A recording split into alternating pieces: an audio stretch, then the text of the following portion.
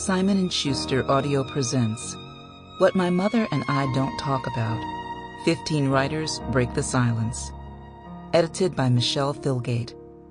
With contributions by André Aciman, Julianna Baggott, Sari Barton, Alexander Chi, Melissa Febos, Cathi Hanauer, Leslie Jamison, Dylan Landis, Kiese Lehman, Carmen Maria Machado, Bernice L. McFadden, Naomi Munavira, Lynn Steger-Strong, and Brandon Taylor. Read by Michele Filgate and Fajer Al-Kaisi, Roger Casey, Emily Ellet, Janina Edwards, Cynthia Farrell, Soneela Nankani, David Sadzin, Keong Sim, and Candace Thaxton.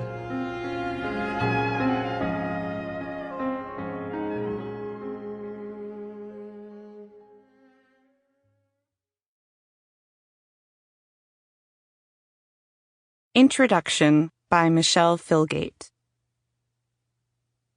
On the first cold day of November, when it was so frigid that I finally needed to accept the fact that it was time to take my winter coat out of the closet, I had a craving for something warm and savory.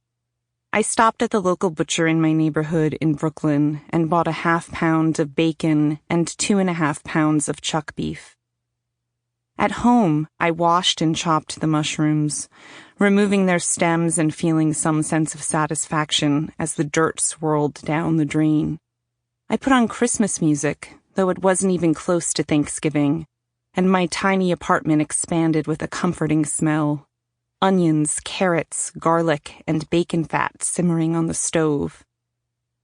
Cooking Ina Garten's beef bourguignon is a way I feel close to my mother.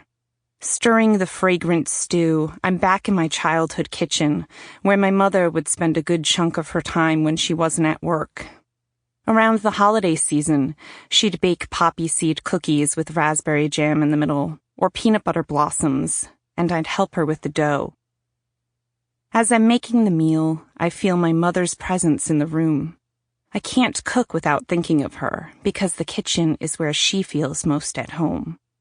Adding the beef stock and fresh thyme, I'm reassured by the simple act of creation. If you use the right ingredients and follow the directions, something emerges that pleases your palate. Still, by the end of the night, despite my full belly, I'm... Sample complete. Ready to continue?